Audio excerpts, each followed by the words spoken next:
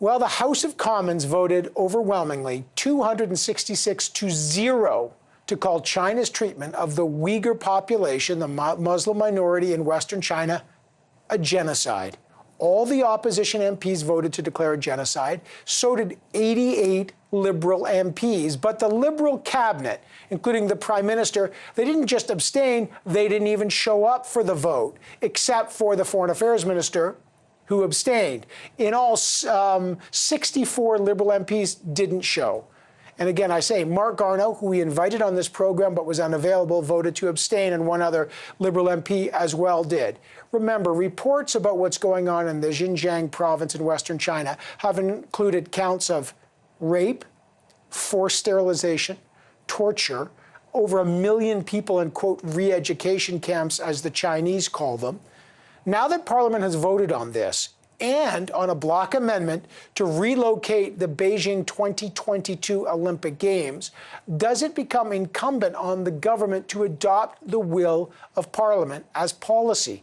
And what message does this send to China? Let's dig into this. Again, we did invite the Foreign Affairs Minister to join us. He was unavailable. But Liberal MP Ali Assasi is here. He abstained. Heather McPherson is the NDP's Deputy Foreign Affairs critic. She voted for the motion. And, of course, Garnet Genius is the Conservative Party's International Development and Human Rights critic. He voted, of course, for the motion. Good to have you all here. Mr. Assasi, well, I don't think you actually formally abstained, but I think you just didn't vote. Why did the Prime Minister not show up? And why did all of Cabinet not show up for this important vote on genocide in China today? Well, Evan, first of all, I think it's important to point out that the government will obviously be very much guided by the debate that took place today. It was a robust debate, and I can only speak for myself. The reason why I abstained is, as someone who has practiced international law, has done international litigation, it was quite obvious to me that the facts that have emerged are unconscionable, they're egregious, but they do not fit the precise definition of genocide. Had the Conservatives decided to say that these were crimes against humanity, absolutely would have voted for them. But in good conscience, understanding the definitions, understanding the case law, I could not bring myself to do so. Right. So can I just ask you then, Irwin Cotler, the former Justice Minister, does believe it rises to the threshold of the 1948 Convention Against Genocide. And sir, let me just ask you, in 2019, Prime Minister Trudeau said Canada had committed a genocide after the report on missing and murdered Indigenous women. He said the words, "Canada committed a genocide. We accept the findings, including what happened, that amounts to genocide." So Canada has committed a genocide, you're saying, as a Liberal, and you're saying China against the Uyghurs, the evidence you've seen there does not rise to that level. You're saying that? Well, first of all, let me say, Evan, that there is a very robust debate that is going on amongst scholars and people who understand international law. And there is absolutely no consensus at this part that what we have seen emerge, although it has been horrific, it has been terrible, and it should be condemned, that it constitutes genocide. In addition to that, you raised the question of cultural genocide. Let me point out clearly that the International Law Commission has actually delved into this issue, as have decisions of the International Court for Yugoslavia. And they did determine that cultural genocide is not the same as genocide, as specifically. But you know, sir, I'm just saying, so you're saying, I just want to press you on this. I'm going to quote the Prime Minister in 2019. We accept their findings, including that what happened amounts to genocide. He didn't say cultural genocide. He said amounts to genocide. Are you now saying that the Prime Minister made a mistake? What I am saying is that the genocide in Canada is different than what your government considers the non-genocide taking place in China. Well, again, I just want to reiterate, Evan, that the definition of genocide is well settled. It's something that many people will disagree with. And that's precisely why You have not seen other countries come to that conclusion. That is precisely why you have not seen international organizations come to a consensus as to whether the factual matrix, which is horrific, emerging from China, constitutes genocide. That's the reality of it. And our government will be guided by the debate that took place today. As you know, the Prime Minister did bring it up in his virtual G7 meeting. Bob Rae has been leading discussions at the United Nations, and we will continue to do so. Okay, last question here. How is the Prime Minister and the Cabinet going to be guided by a debate that they didn't show up to listen to? Well, as you know, as the situation evolves, as maybe perhaps more information does become available, this could very well crystallize into what is considered genocide. But at this particular point, as you know full well, Evan, there is no consensus. There's been no consensus at the legal department of the State Department or in any other country. Right. This has come before the British House of Commons. There again, there was no consensus. Right. Let me bring in Garnet Genius. It is true that there is a debate about what constitutes a genocide. But in your view, Ms. Genius, now that Parliament has voted on this, do you believe that the federal government now should express the will of Parliament and accept the findings? So yes, this vote is an important step forward. Yes, the government should accept these findings. Mr. Alsace's comments demonstrate that there is clearly more work required with members of the government. Look, the Subcommittee on International Human Rights spent 2 full days of hearings in July of last year. We heard from many experts and scholars, including former Liberal Justice Minister Irwin Cotler, including luminaries in terms of human rights like David Kilgour, and directly we heard from many survivors. They testified to systemic sexual violence, forced abortion, forced insertion of IUDs, forced sterilization as part of a campaign to dramatically drop birth rates among Uyghurs. Now that conforms to the text of the UN Convention on Genocide, which criteria D of which is efforts to prevent births within the group as part of a campaign to eliminate a population in whole or in part. That is the legal definition, very clearly that aligns with the facts on the ground, as we can see from survivor testimony, satellite imagery, and leaked Chinese government documents, which show a precipitous drop in Uyghur birth rates since the introduction of these policies.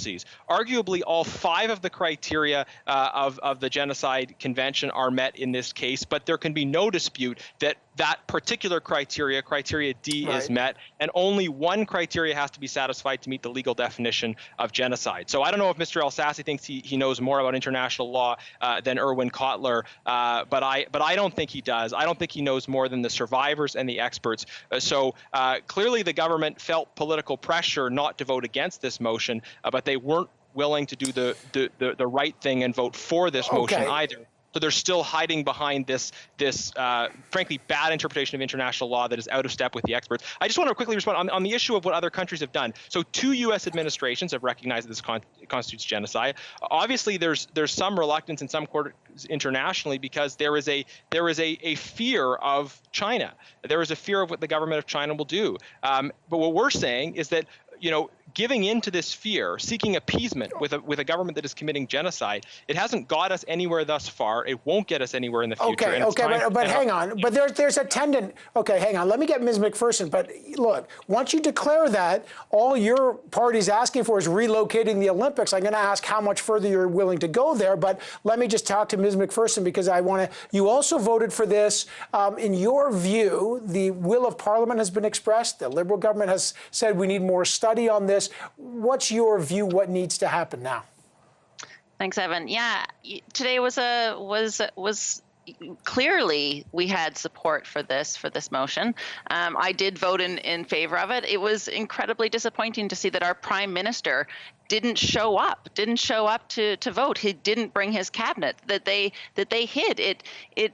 seems to me to be very along the same lines as their China policy has been to date, where there is such a lack of action, such a lack of actual making a decision, taking steps to do things, and then following through with it. There's this to be fair, the Liberal government that is not working. But just let me just press back. The Liberal government has said we were going to ban goods that are coming out of Western China.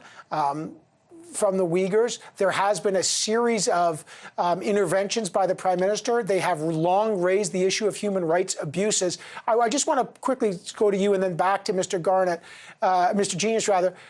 What other, now that Parliament has declared it's a genocide, what other action? The concern is boycotting the Olympics or relocating it gets a lot of attention.